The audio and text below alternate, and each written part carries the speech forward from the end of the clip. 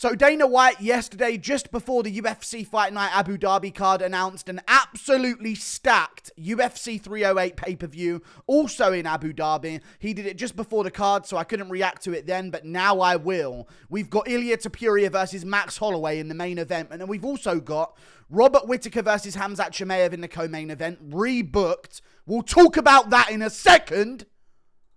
And then Ciryl Gane versus Alexander Volkov 2, and also Magomed Ankalaev versus Alexander Rakic, which I guess we're also going to have to talk about here because this has a lot of implications in terms of what their plans are with Alex Pereira and why they would be keeping him on the shelf right now. So we're going to start with talking about the main event that got announced, Ilia Topuria versus Max Holloway. I'm also going to propose some ideas on what to add to the card because I see the card layout here on the screen right now. They've also got more fights on the card, which are Lerone Murphy versus Dan Ige, Jeff Neal versus Rafael Dos Anjos. I think they also added Renat Fakretinov versus Nasultan Ruzaboev to the card as well, and Marcos Rodrigo de Lima versus Kennedy Nzechukwu. Man, my memory's really good. I didn't even, I just found that in my brain somewhere there. I didn't even think to remember them. That's cool.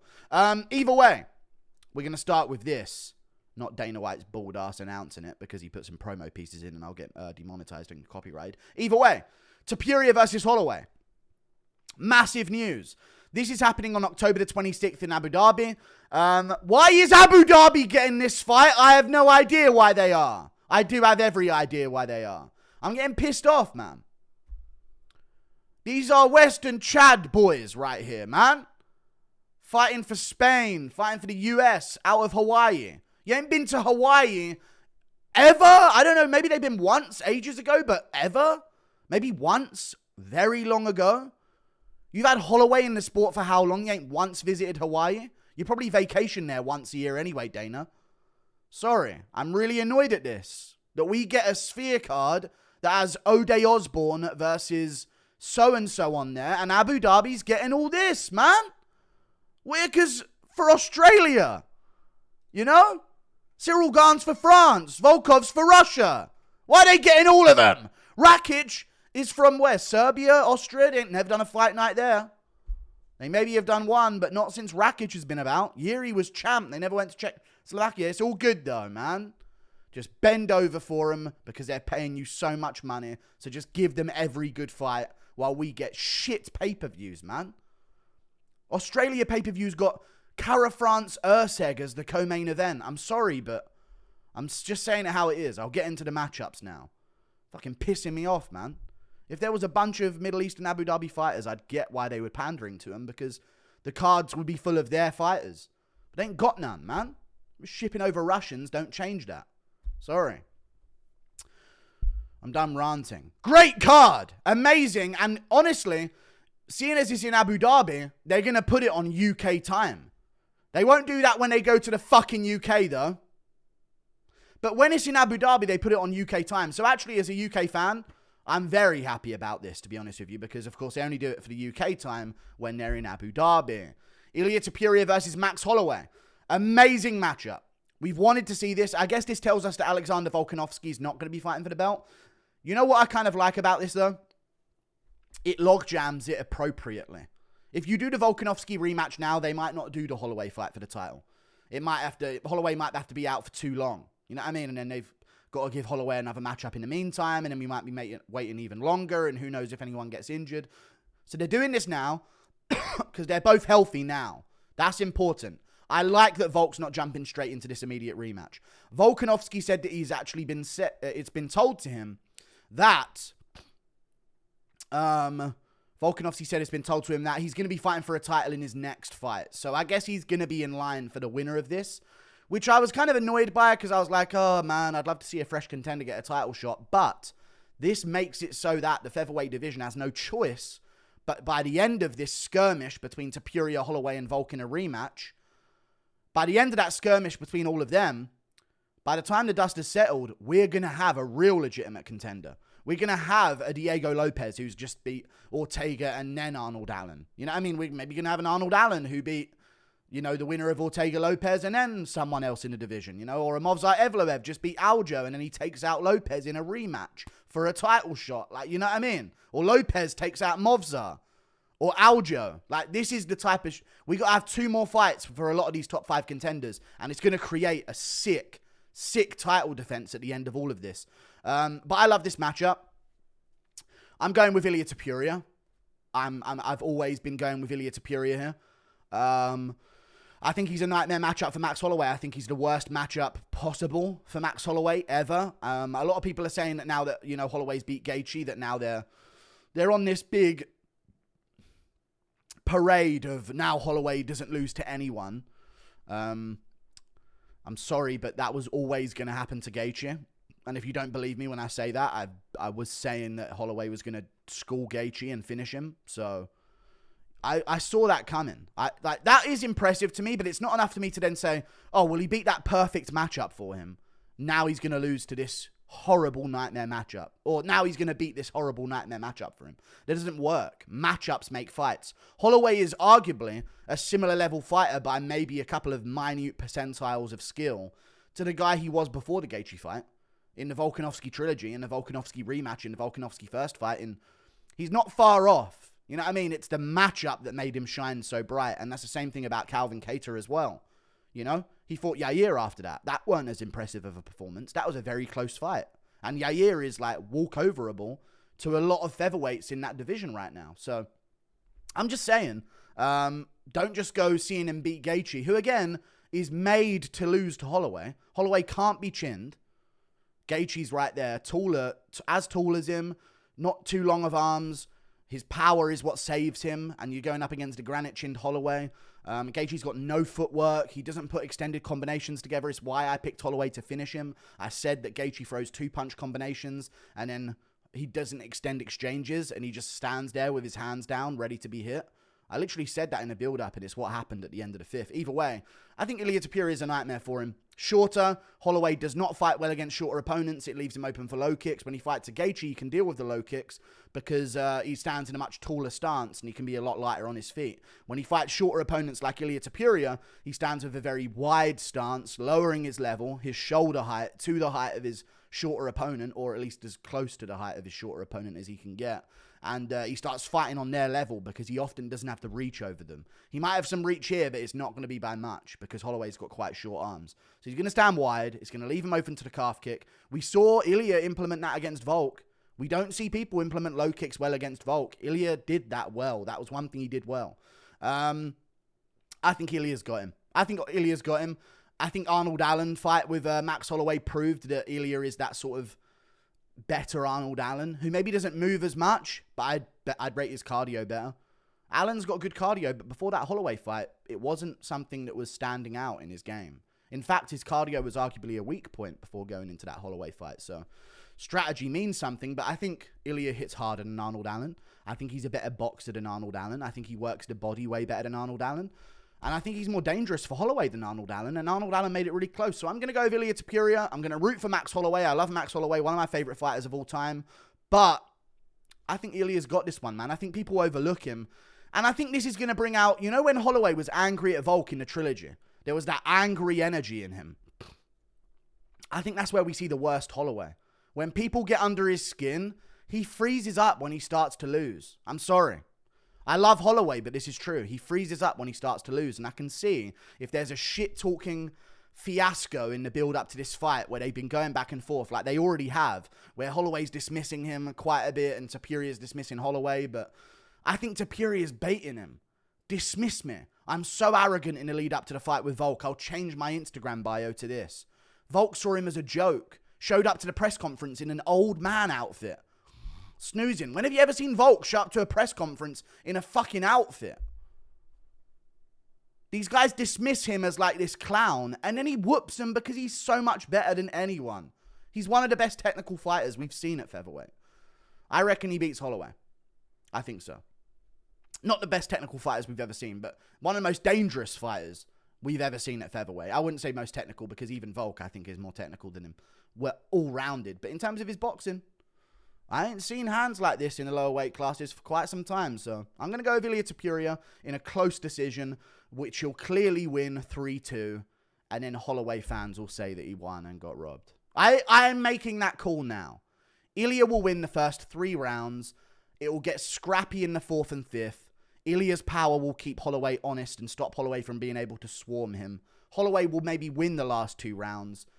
Online will say the last 2 mean more than the first 3. This was a robbery. I'm telling you right now, Ilya's not going to let him get momentum in the first 3 rounds. He's too good. So I'm going with Ilya Topuria. We move on, though, to other fights on the card. This is something else I have a massive problem with. Every video, it feels like that's the theme these days, guys. Sorry. Robert Whittaker versus Khamzat Chimaev. Wicked, wicked matchup. Love it. I don't like the preferential treatment we're getting here, guys. First of all, we need a backup opponent for this now. That's something we need. And maybe it could be Usman. So Usman, maybe you could stay ready, because I know you're looking for a fight, but conveniently not fighting anyone. I'm just I'm training with Shavkat Rakhmonov now, guys. When I wanted to fight Burns, I left the gym, but now Shavkat's on the rise. I'm really back at Team Killcliff, everyone. That weird thing that he does where he just... I hate when fighters become friends with someone they know they're going to have to fight that probably beats them. Hate that shit. Pussy shit. Darren Till did it to Chimaev. Either way. Whittaker, Chimaev. Speaking of Chimaev. I like this matchup. You know what? After the Ikram fight, I don't mind Whittaker here. I don't mind Whittaker now. At first, I was like, I don't know. I think Chimaev might be able to bully him a bit, and Chimaev's going to be really monstrous out there, and he might be able to get a finish early because Whittaker folds. But I've just seen Whittaker... a different Whittaker recently in his career. Whittaker used to lose and let losses happen to him almost sometimes when he used to get hurt. I know obviously he gets different levels of hurt, but watching him grit down and throw back after getting wobbled by Paulo Costa was a really good sign to see from Whittaker historically, because I'm just saying right now, Whittaker historically, outside of when he kind of got his wits back about him after being rocked by Yoel Romero in round 3 of their second fight, in that round he gritted back and threw some big elbows and stuff, but that was after like running from Romero for a minute straight after getting wobbled in that round. Whittaker runs when he gets wobbled. He holds up, he ties up, he stalls. In the Costa fight, he gritted down and threw back. I needed to see that out of him. Then he smokes Ikram Aliskerov in a round. Sharpest we've ever seen the first minute of Whittaker's career in any fight. First minute of Whittaker's fights, I'm always like, oh God, I hope the opponent ain't switched on early, because Whittaker never is. He was so switched on for this one. I think that's a mentality change. And you know what I think it is? I think his Ikram Aliskerov performance was a product of him training for Khamzat Chimaev. He was training at a level of intensity that Chimaev's going to be on him early in that first round. And that is what Chimaev's danger is, that first round. And outside of that first round, he's a victim from what we've seen. Usman had 8 days notice. And still he's shifting the tides in the second and third. And that first round wasn't a crazy pace. And he's lucky to get that given a 10-8 to him. I'm just saying. Hope this is a 5-rounder. I think it is. If it's a 5-rounder, I'm definitely going Whittaker. And if it's a 3-rounder, I probably will still go Whittaker now. But yeah, I don't like Chimaev's inactivity here. He's always ill. He has to restart camps. He's not getting visa issues now, and he can just stay in camp and delay it a few weeks later like he's going to have to restart everything. Whittaker gets to keep momentum. And I think Whittaker beats Chimaev this time round. I do. I think maybe Chimaev will give him problems in the first, but I think Whittaker will scramble with him well, survive the grappling of Khamzat Chimaev, and then put him away maybe in the second or third round with that combo with a head kick. I can see it land in this fight. So I'm going to go with Whittaker, man. I think we've seen a different level of tenacity in him. When he gets hurt by Dricus, he just starts running. Oh, get away, get away. Same with Romero in the 5th round and earlier in the 3rd round of their second fight that they had. Same with his fight with not Israel Adesanya as much, because it happened at the end of the round and he got finished, so we didn't really get to see how he would react. But in the Jared Cannonier fight, he immediately is like, oh, got to clinch up and hold on for dear life. And it's the Whittaker way, you know? But since I've seen grit in him now, and I think he'll beat Chimaev. And I don't even think Chimaev can land on him, man. I'm starting to realize that Whittaker's just... he is a frequency above a lot of these guys in the striking. And Chimaev, takedown threat or not, Whittaker's one of the guys where the takedown threat don't seem to affect his striking as much. If anything, Whittaker's biggest trouble when he's striking in terms of getting knocked out isn't when he's worried about a takedown threat. It's when they're actually a really good striker, you know? Like, Whittaker's more... I know, obviously, strikers are more likely to be able to deal with a striker, but I don't know. I feel like Whittaker's striking shines against someone where in the back of his head he's like, they might wrestle me. You know what I mean? Whereas when they're just a striker in front of him, or when he perceives them as just a striker, like he did with Dricus, feels like he's a little less switched on. I don't know. I like Whittaker in this matchup. I really do. I don't like that it's been rebooked. I really think the privilege is shining through. And right now in the UFC, we've got a lot of fans saying the UFC don't want Muslim champs because they just cut Muhammad Mokaev. And I'm like, did we not just see Umar get given Sandhagen after beating no ranked opponent ever in his career ever, while Jose Aldo's just been given Martinez and Batista back-to-back? And then Umar pulled out of that fight, and then Sandhagen beat the replacement of Rob Font for that fight, and then Umar gets the shot again. So for Sandhagen beating Rob Font after Umar pulled out of his fight, he then earned a shot against Umar Nurmagomedov in Abu Dhabi. That's what Sandhagen, the legitimate top contender of the division, that's been a perennial top 5 mainstay for the past however many years it's been, he earned his chance again with Umar in Abu Dhabi. And now same situation with Whittaker. So I don't understand this thing like, oh, Dana White hates them. He doesn't want them to be champions. Like, no, they desperately want these guys to be champions. What aren't you getting? Makhachev fought Oliveira in Abu Dhabi after beating Bobby Green on a week's notice. Pimlet finished Bobby Green quicker. I can say that now. It feels good. And Bobby Green had a full camp for his fight with Pimlet. So he actually trained a bit of grappling. He didn't for his fight with Makhachev. He just fought Nasrat, a pure striker, for 3 straight rounds. Just saying. And Makhachev gets the shot. And now this reason why I'm annoyed with this, even though I love the matchup and I'm going to enjoy the matchup, I'm noticing the favoritism, man. Normally, when a guy pulls out this much, he gets punished. Chimaev is not trustworthy. They are putting him in positions where he needs to be trusted to show up. This guy, for lack of better terms, can't show up to a fight to save his life.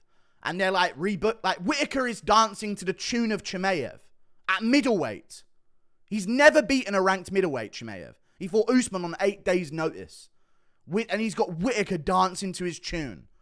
Whittaker's supposed to fight Chimaev in Saudi Arabia in the first place. Crazy. Okay, fair play. It's Chimaev, to do it in Saudi Arabia.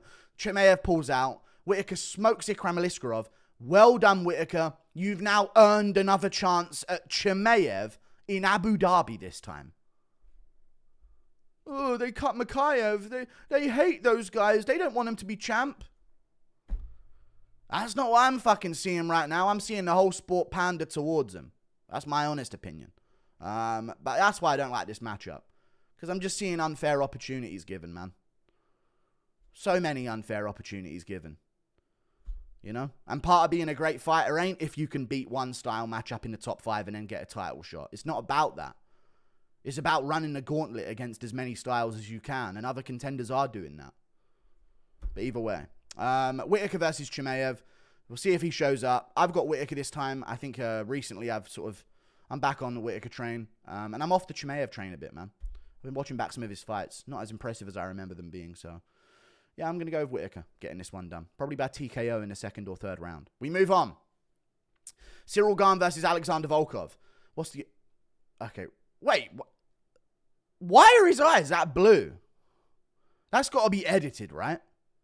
I mean, I know people have blue eyes, but what the fuck?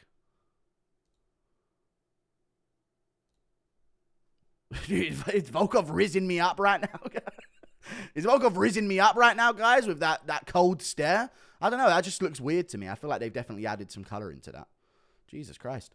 Ciryl Gane, Alexander Volkov. Sorry, that did take me off guard a bit there. But yeah, Ciryl Gane, Alexander Volkov. Sick fight. Also in Abu Dhabi. Again, we're getting Lemos versus Jandiroba as main events in the US. I'm not even from the US, but I'm saying we because it's the fan base outside of the Middle East, essentially, is the we at this point, because it seems like the two of them are equally paid attention to. Middle East, everywhere else in the world. A balancing act of a true 50-50. That's a quality if I've ever seen it. Ciryl Gane, Alexander Volkov, though. Sick matchup. Great fight. Again, it's in Abu Dhabi. I feel a certain way about it. We've got a Paris card. I guess Gane couldn't make it. He's recording a film. I've got Volkov here in the rematch, I was watching back the first fight. Volkov's a couple shots off in a couple rounds of winning that fight. I know that's easy to say in hindsight, but who's improved more recently and who has shown a mindset in terms of their fighting career to have wanted to improve and have shown improvement. Ciryl Gane, since his fight with Volkov, has just never looked good. He's just never looked good since then. I can't remember if he fought, I think he fought Rosenstruik before, then he fought Volkov, and he looked good in the Volkov fight. But I think Gane, if anything, has lost focus on his game. Lost focus on his game. Gets paid to take a dive against Jones. It is what it is. All good. We move on. Then the Spivak fight, and then it gets dropped by Tuivasa and gets real scrappy with him, and I'm thinking, man, Volkov didn't get real scrappy with Tuivasa. As much as the commentary tried to make it seem like the calf kicks were hurting him, he checked down all the calf kicks, beat the fuck out of Tuivasa, wrestled him offensively, and dominated him. And Ezekiel choked him from mount. You know? And I'm thinking to myself, how would Volkov deal with that guy? I think he would deal with him a lot easier. And wow, I just saw Volkov do this to another great opponent. I just watched him, like if Tuivasa's walking down and catching Gane, and if other opponents are able to, I think Pavlovich would. I don't know if Pavlovich would beat Gane, but I definitely think he'd give him some problems. Volkov neutralized Pavlovich.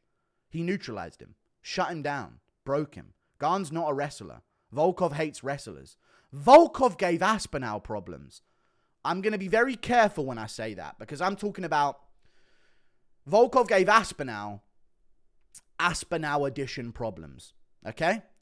Because you have to adjust problems when it comes to Aspinall, because he never has them. You know, like Blade lands a shot. He was lighting him up. I've seen that take everywhere, you know? Like one jab lands on Aspinall. He was getting lit up in that first round.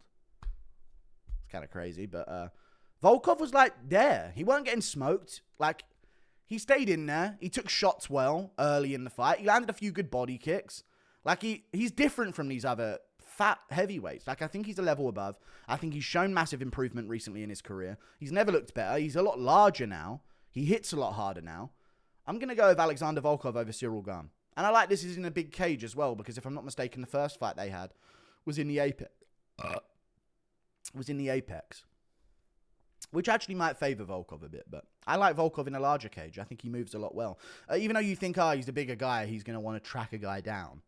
He actually isn't. You know what I mean? He's a larger guy than all of them, but he's a very elusive guy on the back foot. So the first fight was very close, and I think, if anything, I'm trusting that Volkov has been more disciplined to improve since then than Ciryl Gane has.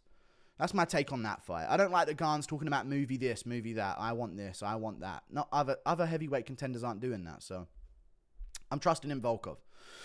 I'm trusting in Alexander Volkov there. Moving on to another matchup. Magomed Ankalaev versus Alexander Rakic. Now, they haven't given Magomed Ankalaev to Alex Pereira. This is very telling.